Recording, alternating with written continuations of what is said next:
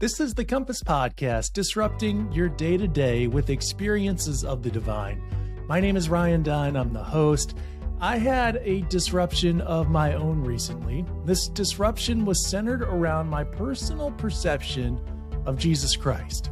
I got the gift of a disruptingly fresh take on the actions of Jesus and the actions that we who profess to follow Jesus are challenged to undertake.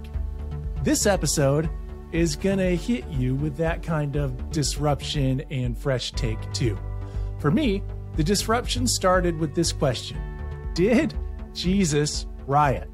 Consider this story out of the Gospel of Mark, chapter 11. They came to Jerusalem, and Jesus entered the temple and began to drive out those who were selling and those who were buying in the temple. And he overturned the tables of the money changers and the seats of those who sold doves. And he would not allow anyone to carry anything through the temple. He was teaching and saying, "Is it not written, 'My house shall be called a house of prayer for all the nations,' but you have made it a den of robbers."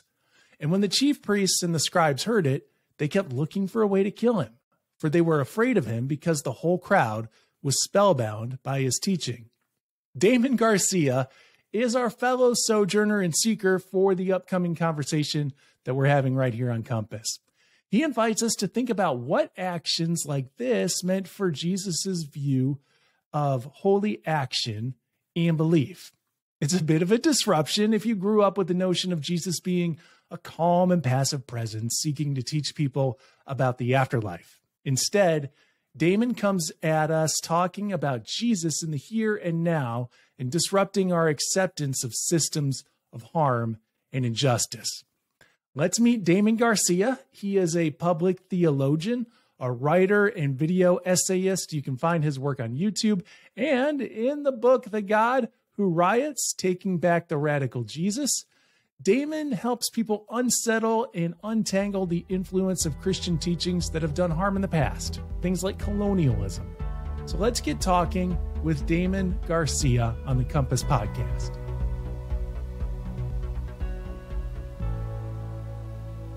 Damon Garcia, thank you so much for joining us on the Compass Podcast. Thank you for having me. I'm excited.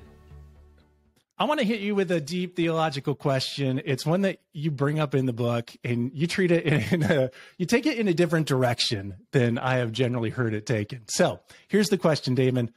Can God make a burrito so hot that not even God can eat it? That is a really good question. That's like the modern version of, can God make a rock so heavy that God couldn't lift it? And yeah, I bring that up in the book because I have this chapter about the lack of imagination I see among a lot of my fellow Christians. And I go back to this really old letter written in 1065, I think, by Peter Damien, medieval theologian, where he's writing a letter to his friend where he's upset about how a previous conversation went and how they concluded it with, well, yeah, there are some things God cannot do, such as change events that happened in the past. And that's just what happened. And then he's frustrated because he doesn't like saying God can't do something. And so he's very obsessed with omnipotence and arguing for that. And I'm not exactly into the doctrine of omnipotence as much as he is, but I related with the fact that he was so frustrated that he felt like he was surrounded by people who were just constantly talking about what God can't do and trying to figure out all the things God can't do. Because Jesus said, with God, all things are possible. And Peter Damien actually believed it. And so he was just so passionate about, like, of course, if there's anything, if God wanted to stop Rome from ever being built, he could go back in history and do that. And it's like, yeah, that I would say that it's impossible. But then I think of, okay, it reminded me of how when we have conversations about justice and liberation and how so many of our peers can often say, well, that's too impractical. Like, well, that'll never happen because of how people are and because we just have to deal with a lot of the oppression we're facing. And it's like, we should have way more radical imagination, especially if we're Christians and we believe that this whole thing is headed toward the reconciliation of all things, the restoration of all things, and the renewal of all things. Like, we should strive for the most radical alternatives. And so, yeah, I think Peter Damon would respond to that burrito question and that rock question. Like, of course, God will lift that rock and eat that burrito at the same time. And it's like, I'm over here saying, like, of course we could build radical alternatives to the systems we have now. So that's kind of a funny part of the book. Yeah. Well, I've been a youth pastor for a number of years. It's not the first time I heard that question, but you took it in such a refreshing way. And it's such a new direction and relevant question, especially as you started relating it to the history of the way that things are. Where you'd even brought it up, like, can God erase the past? And can you talk about that a little bit in the ways that you talked about how we can creatively move forward from the past without always remembering the past, but not just whitewashing the past? Yeah. I talk a lot about the history of white supremacy and how Christian colonialism is responsible for the development of white supremacy, and how even the ways, like, when the Americas were first colonized and when Africa was first colonized, there was no concept of whiteness. It wasn't an idea of like, well, we're white, so we could do this to non-white people. It was Christians and pagans. And since we're Christians, then pagans don't have the same rights we do. And so we have a right to take their land and enslave them. That was the logic that the Pope approved of. And over time, as those they subjugated started converting to Christianity, they needed a new justification. And that's when they started to develop this idea that, yes, all of these diverse cultural Western European groups are white. We're all just stuck together like that. And all these diverse cultural groups of those we're colonizing are now just black. And there's various caste systems reflecting that as well. And so I think it's important to realize, like, the white supremacy that we're all discussing and wrestling against today has its origins in Christian logic. And so I don't say that so that we can despair over that, but if we can point to those moments in history where things developed, then we can envision their end as well and talk about ways we can dismantle those things. And so as I'm talking about that, I also talk about the fact that today, when we talk about white supremacy, a lot of people think that the way to get rid of white supremacy or racism is to just stop talking about it so much. I'm sure a lot of people can have heard stuff like that before, like, the only ones who are really keeping racism alive are you all who are talking about how we need to solve racism. It's like, it's ridiculous, but it seems to come from this logic that if we didn't talk about it so much, then it would go away. But that's just like pushing it under the rug, and it's still just this massive bulge under the rug that we're all dealing with. And I talk about how there are other ways to reconcile history, and that requires us to confront the past and confront the institutions that were built with white supremacist logic and colonial logic, and envision their end and work together to make things right, make every wrong right. And I talk about the concept that W.E.B. Du Bois talks about, abolition democracy, how after the abolition of chattel slavery, that wasn't enough because we ended up creating the prison industrial complex that turned a slave class into a criminalized class. And so we need to actually confront those things and talk about the ways that white supremacist institutions are still alive today and how we can build better alternatives in our communities so that we don't need those institutions and we could dismantle them. And that is a totally different understanding of reconciliation, as opposed to let's just stop talking about it so much. Those who are marginalized just need to forgive people in power. It's like that's not, I don't think that's the type of reconciliation Jesus is interested in. Yeah. You shared also in a personal story about in 2017, you in a way had a reconciliation in your understanding of who Jesus is. Where it's in the beginning, you were hearing, I guess, a version of Jesus preached, and you came to a point where you just weren't able to affirm that was true. Can you take us back to 2017 and kind of what you were hearing and how that was unsettling you a little bit in terms of who you were beginning to understand Jesus is? So I grew up in an evangelical church, and then when I was 18, I felt called into ministry and started that whole process, was involved in a ministry program in my denomination and was taking Bible college classes. And then I dropped out of, that, and I still wanted to do ministry and work toward getting my pastoral license in the denomination. So I got a job doing youth and young adults ministry, and I had actually started. Isn't that the way you were like 19, 20 at that time? It's like, oh, the young person. Yeah, you're young. I was. I think that's your realm. I think I was 24 when I started doing that job. Even still, yeah. And still very young. But I was loving that job, but I had really started to question a lot of evangelical ideas, like a lot earlier when I was around 20. And so I for a long time just read both. I think a lot of people have been in that experience where it's like, well, let's get the widest perspective we could possibly get. Every time we get a radical, maybe left-leaning book, let's also get the conservative version of it too, and like get the full perspective. I was in that state for a while, and because really I was young and trying to learn a lot of this stuff, because I knew that this was a really big responsibility to be teaching people about these ideas. So I wanted to really know what I was talking about. But as I kept learning, I found myself theologically outside of the boundaries of evangelical ideas. And so some people experience that and then leave. But I had spent years trying really hard to make it work. I tried to synthesize ideas, and I believed that I could perhaps be a part of the change from the inside. And I had other friends within that denomination that felt the same way.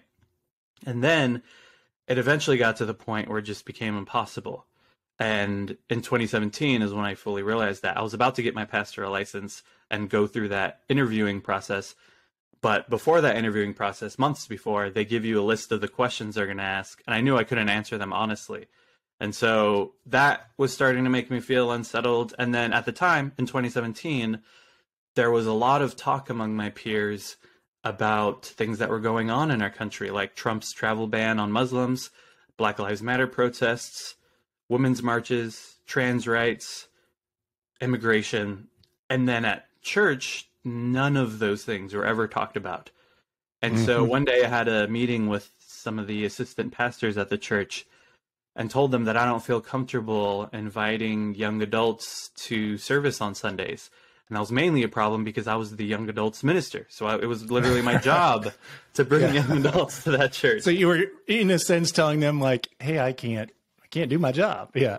And I told them everything I just said. All the things about here's what people are talking about and why can't we talk about that? And then by the end of it, they had responded to me, yeah, I don't think there's as many people thinking about that stuff as you think there are. And that was like a moment of huge disconnect. And I realized this isn't going to work at all. And then I left. And I mentioned that story because in the very beginning of the book, because I know a lot of people have been in experiences like that with either ministers or their fellow Christians, where there's such a big disconnect where it feels like, of course, as Christians, we should care about discrimination and bigotry and oppression that we're all facing. Like Jesus leads us to care about that. And Jesus cared about that when we looked at the issues of oppression in the first century Roman Empire.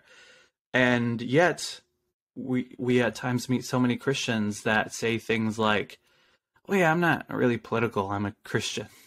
It's like, wait, this is weird. How does that go? Okay. Exactly. And so yeah, I brought that story up because that's now the opposite of the situation I'm in now, where I am fortunately surrounded now by Christians in person and online who are also like, oh yeah, of course, if we care about Jesus, then we should care about justice. So yeah. Yeah, one of the stories that you share is of a popular Christian worship leader who kind of attends the site of a rally and puts on a worship event and suggests that, it's not demonstrations that we need. It's I guess an acceptance of Jesus that we need. And that goes into that deep question of who Jesus is, especially in this persona of Jesus as Savior. Mm-hmm. And there's a sense that a lot of us want to jump onto the idea that Jesus is a personal Savior, but you start to push an understanding that Jesus is Savior means something a little more. It means something beyond us personally. Can you talk about that a little bit? Like, what does Jesus is Savior mean? Definitely. Well, my parents started going to church when I was 2 years old.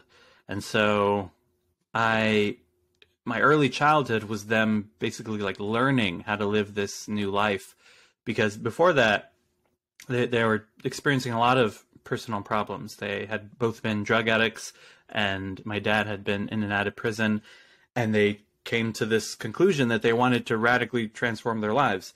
And my mom's sister had started going to church, and they thought, well, I guess that's where you go. And so they started going to church when I was 2. And then when I was a kid in elementary school, I remember one night in kids' church, I saw a kid there that was mean to me and my friends at school. And I was shocked because in my childish perspective, the nice kids at school were probably Christian and the mean kids were the furthest thing from it. But then they asked us at the church, who wants to accept Jesus in their heart or something like that. And this kid raised his hand, and I was even more shocked. I was like, oh man. But I was also happy because I felt like, well, this probably means he's going to be nicer to us now at school.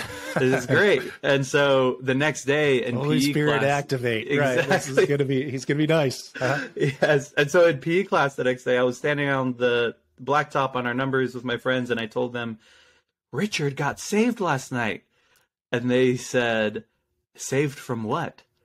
And I was stumped. I didn't know what to say at all. Yeah. I was, at the time I thought everybody knew what that meant. And that's the language so many of the Christian adults around me had used all the time. And so I didn't know what I was talking about back then, but I look back at that as I have learned so much more. And I think it's interesting that even back then as a child, I had an understanding that becoming a Christian meant changing the way you lived in the world. It was about your lifestyle and the way you interacted with people and the goals you had and where the action that you wanted to do in the world. And so as I've grown up, I've started to really see that that's what the first Christians were talking about too. It's like at the very beginning in Acts and then throughout Acts, they formed these communities where they shared all in common. They shared property and they made sure everyone was taken care of and everyone was fed and everyone had a place to stay. And there's this passage in Acts where it describes that. And then at the end it said, and the Lord added to their number of those who were being saved. Also as a kid, there was language of saved meant being saved from hell, being able to get a ticket to go to the good place after you die. But when I was a kid, I did not think that Richard was saved from hell. And then when we look in Acts, nobody was saying you should join this community or else you might go to hell. That was not what they were talking about when they talked about being saved. And I think part of that is the fact that the Jewish understanding of salvation is rooted in the Exodus and how they were saved from slavery in Egypt. And then when they're taken over by Babylon, they are crying out for salvation again from God in the same way that he saved them from Egypt. And then when the Christians talk about salvation, that's the type of salvation they're talking about. They're talking about a collective salvation. They're talking about salvations of nations. And they also talk about a personal salvation and a personal transformation. And they invite people to personally choose to be committed to the salvation of all of us, and how that leads to the salvation of all of us. And so there's both this personal transformation and this communal transformation that we're committed to together. And so that like flipped everything upside down for me when I started to notice that in the Bible and realized like, of course this salvation is about so much more than something that happens in your heart and you just live with that effect. There's so much more. Well, it draws this line in terms of what our personal responsibilities are, or even how we derive personal value. You've kind of noted this, that a religion can assign its own peculiar valuation to people. And if we're really caught in the personal end of it, like we have a tendency to devalue our own significance. So we can just assume that we're dirty, rotten sinners, we're incapable of helping ourselves and doing much good in the world, that it's always God that moves through that. In contrast, you bring up a religious system of valuation that's a little bit different, that moves beyond that. Can you talk about that? Yeah, I think right now we all are very familiar with the ways that we are devalued by our society and all these pressures to be a certain way, look a certain way, act a certain way. But also deep within the capitalist system itself, our value comes from the labor power we provide to different businesses and how much money we make for businesses in the United States. And that interpretation of value is terrible for the way we see ourselves. And we can often think, well, the valuable parts of myself is the useful parts of myself. And often we find ourselves in situations where we feel like we need to prove our usefulness to others in order to be valuable. And so I talk a bit about that, but then also that isn't what Jesus was talking about and what the Bible is talking about. I think I found myself doing that a lot. Like, here's what a lot of Christians around me are saying, but when we look at the Bible, that's not what we see. And so it's what we see in, like, for example, the concept of holiness. There's this idea that a person or a thing or a day is set apart as holy. And for the Sabbath day, for example, this is a day we set apart as holy where we can rest from work and discover our true value, be reminded of where our value actually comes from, which is totally outside usefulness or value we provide to others or our work. It's an inherent value that's like rooted in our beauty. And something is beautiful because it causes immediate delight in someone, but not because it's useful or it provides any gain, but because it is as it is. And then in the New Testament, I find it really inspiring, the story of the Annunciation of Mary, when the angel comes to her and says, "Greetings, favored one." And it says, like, she's perplexed by these words. And I speculate about her being perplexed because she was not favored by her society and her low class and social position. And then the angel says, "You are favored by the Lord." So it's like, yes, you are favored, but you are favored in a much different way. You're favored by someone else, which should be what we are rooted in, and acknowledging that we are greatly favored and greatly valued by God. And so if we really believe that, then that should drive us to resist against any systems that say otherwise, that greatly devalue us or say that some of us are more valuable than others.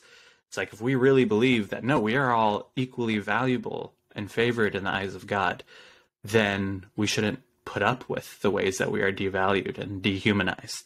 And yeah, so that's toward the beginning of the book that leads to talking about the ways that people can do that.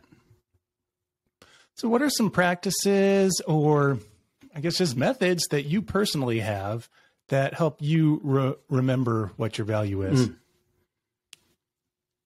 Like I said with the Sabbath, rest is a huge thing because we can get, go ahead.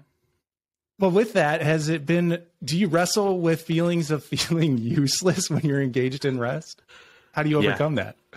Oh, yeah. I wrestle with a lot of guilt around that. And it's something that's like always been there as well. And feeling like, I think what I get stuck in is this idea of if I can do more, then I should do more.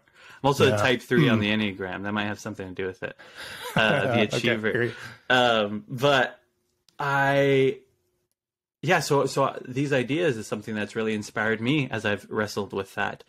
And finding times where I can be still, or days or seasons to be more still, it really gets me on track, because we can get so lost in this constant cycle of working and providing value for this system of endless production and endless profit. And when we can be reminded that no, we are valuable no matter what, then we could get a fuller perspective of what we're doing here on this planet. And so rest is a big one. Also, really trying to surround myself with people that also see that value in me. I think we've all had experiences with friends who seem to just perpetuate that devaluing that the world is doing, and just continues to make us feel like we need to be useful in order to earn their friendship. And then we have friends and family who always remind us that, oh, we just love you for you. That's it. It's not because you're good at this, or you like doing that, or you have that. It's because you are you. And that's something that I've also wrestled with throughout my life, of believing those friends, and also making sure that I have more of those friends in my life and cultivating those relationships. And yeah, those are the things I think of. But I also talk about how, like I said, when we realize those things, then it causes us to act differently in the world. And I also mention the sanitation workers strike that Dr. Martin Luther King Jr. was a part of a week before he died in Memphis, and how that whole strike was centered on this slogan, "I am a man." And they had these signs that said in big all caps red letters, "I am a man." And it was a message to personally their bosses who had been mistreating them and giving them unsafe working conditions and terrible wages and not recognizing their union.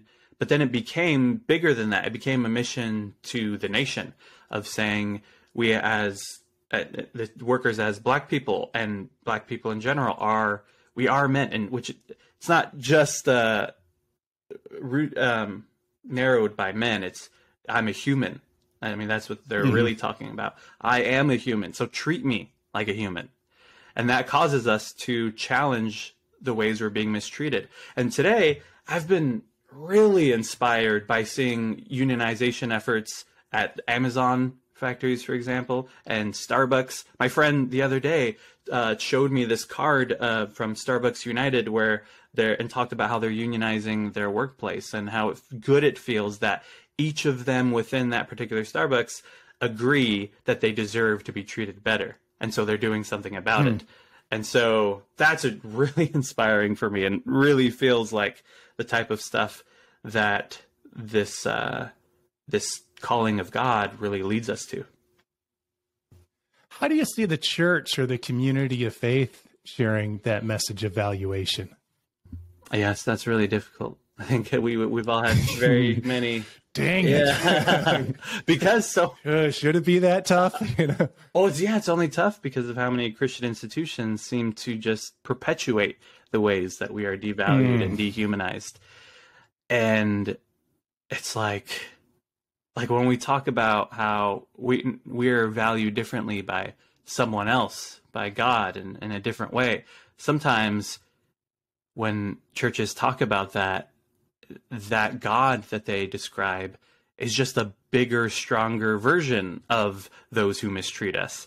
and it make us feel like we deserve that. Like I remember as a kid learning about like what God approves of and who God actually loves. And it seemed like the people that the church disliked and excluded the most were the most marginalized people, like the LGBTQ community, for example. It was like the people who are being most mistreated. The church was basically like, oh yeah, they deserve that mistreatment, and also here's a bunch of other reasons why they deserve it even more. And I was told that if we were accepting of queer people, then we would be compromising with the world that is too accepting. Yeah. Now I realized actually the churches that perpetuate their mistreatment are the ones who are compromising with the world and don't want to be challenged by Jesus's radical inclusion and love. And so we have so many churches who perpetuate the ways we're devalued and dehumanized, which is why so many people are leaving churches and why so many people struggle to find a good local church in their community. And there are some churches, and I wanted to preface that because I didn't want to make, if I talk about good churches, I don't want to make it seem like, oh yeah, so just go back to church. This is what you'll experience. It's definitely, it's rare right now. But yes, there are churches that are challenging the ways that we are mistreated in the world, and including marginalized people, but also flipping their dynamic of leadership and allowing us to be led by marginalized voices and leaders, which is also a big thing. And that I've also started to realize as I've been a part of more progressive Christian spaces over the years. Like, it's not enough to just be inclusive. We have to change the ways we do everything. And that requires us to be led by those who really are experiencing the constraints of this society the most. And that's the only way we get to a new world. And so I am inspired by those who are allowing themselves to be led by those voices, and then especially inspired by those who are teaming up with organizations in their city who are doing good in the community. Because I think churches have a tendency to realize what needs to be done in their city and then say, so we're going to start a program and we're going to get everybody to volunteer in this program that we lead, when there are organizations already present in the community who have way more experience and do it better and just need support, need funding, they need spaces to do their work. And I would like to see more church leaders really dig into who are the organizations or organization leaders in their city and how they can be a support to them. And the microcosm for that can kind of be the week-long mission trip, right? Yeah. And I've participated in many of them myself, where we kind of swoop in and we do our own thing, all with the good intent of doing some good in an underserved area. But oftentimes, we're creating more work for several of the groups that are engaged in that work all the time, right? So yeah, an awareness of the way that we can be supportive of those who are doing the work, rather than swooping in with our own kind of savior complex as the church. And that touches on something that you brought up in looking at church leadership. A lot of times we can talk about inclusivity and welcome, and that in itself is well-intentioned, but it comes with a caveat that it's like, yeah, we'll accept anybody who's willing to kind of just become like us. Yeah. And I think the call before the church right now is to say, we need to let go and become like. Yes. And you talk about Jesus kind of being that person at the margins. Can you fill us in a little bit on how Jesus embodied that through his ministry? Mm-hmm. One of the questions I had when writing the book was, because it's a lot about Jesus, who does Jesus interact with the most, and why does he interact the way he does? And then I got to the question of, why does Jesus forgive the specific people that he forgives? Because growing up, I and I think a lot of people still have this idea of forgiveness as basically just pardoning someone for the harm they caused. And forgiveness is so much more than that. And I feel like that's like reducing hospitality to inviting your friends to your house party. It's like that can be a hospitable thing to do, but clearly hospitality is so much more than that. And what I find interesting is that if forgiveness was just about pardoning harm, then it would make sense for Jesus to go to those who were guilty of the most harm and forgive them. But instead, Jesus goes to those who had the most harm done to them and tells them, your sins are forgiven. And from a first century Jewish perspective, forgiveness was understood as a release, and sin was understood as chains, that bondage that we needed to be released from. And also, the concepts of sin and forgiveness were understood communally, like we were talking about earlier. It wasn't an individualistic thing. It was the sins of the community and the forgiveness of the community. And so what we often see happen when it comes to the sins of the community and the sins of society is that the blame for those sins often fall on the poor and the marginalized and the sick. And we, in the first century, it was like, well, those are the people who are causing this because they have demons and they're outside of, they're ritually unclean. And then in our context, it's like, well, they didn't work hard enough, or they're lazy, or they're that same kind of stuff. And so what it still happens today, where the blame falls on those who suffer the most under the sins of society. And so Jesus goes to them and releases them through forgiveness, releases them from the guilt and the pressure of society's sins. And once they're released from that pressure, they have the freedom to start looking outward for the causes of their suffering instead of endlessly looking inward, since all the guilt falls on them. And I'm also reminded of this story I heard from my friend CJ, who's a therapist, and he was working with low-income housing, and one of his clients was going to be evicted because the housing manager discovered that she was addicted to drugs. And so they had a meeting with the housing authority, and they were able to convince them that she would not break the rules of the lease, and they're able to convince them that she can stay. And then after the meeting, CJ talked to his client and said, I really wish that you weren't in this situation right now. And I wish that we didn't live in a world that punished you for using drugs, because drug addiction shouldn't be a criminal issue, and it's not a sin issue. It's a health issue that people need health care for. And so then he said, this is really inhumane, the way you're being treated. This isn't right. And I hear that story, and I think that's the type of forgiveness Jesus was giving to people, was releasing them from that guilt and freeing them from that, and letting them know that all that's going on, there's so much sins, it's the sin of society. And that's what you need to be released from, what we need to be liberated from. And so, yeah, I'm extremely inspired by that. And I think it challenges us to practice a different kind of forgiveness, especially because so many of us have experiences with Christians talking about forgiveness as a way of just like getting the abused to forgive their abuser.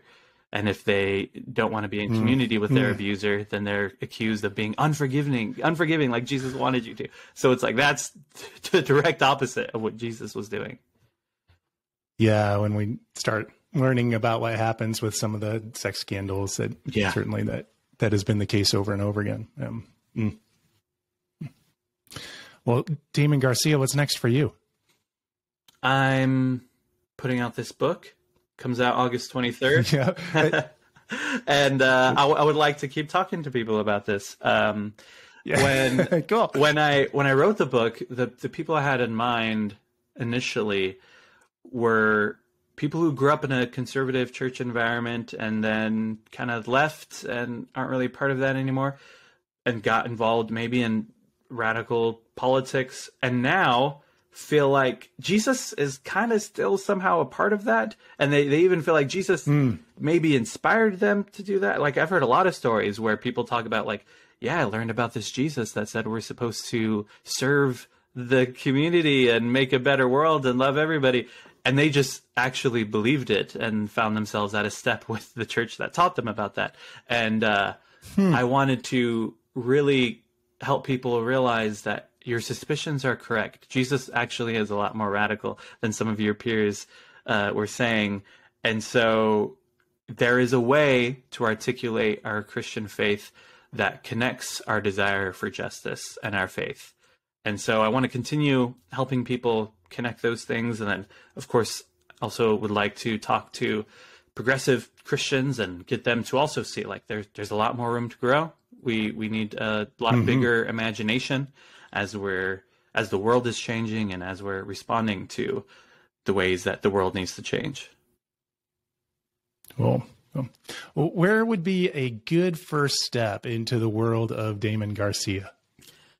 I have damongarcia.com. You could get my book there. And I'm on YouTube. That's really where I started to talk a lot and got a book deal from, is just search Damon Garcia. And also on Instagram and Twitter at whoisdamon. You could follow me and hit me up on there. Let me know that you heard me on the Compass podcast, and that'll be awesome. We'll talk about it. And yeah, awesome. Just find me, hit me up, and thank you for listening.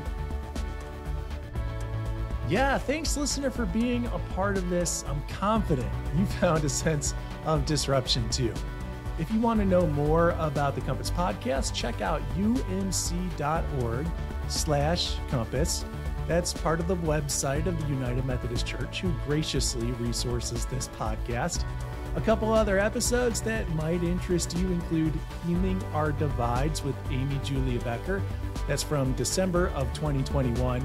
Or Wrestling with the Tough Sayings of Jesus with Amy Jill Levine from September of 2021. And while you're checking out those episodes, hit the like or follow or subscribe button. We'd really appreciate it. We're back into new episode time, so we'll have another fresh disruption for your day-to-day in 2 weeks. In the meantime, peace.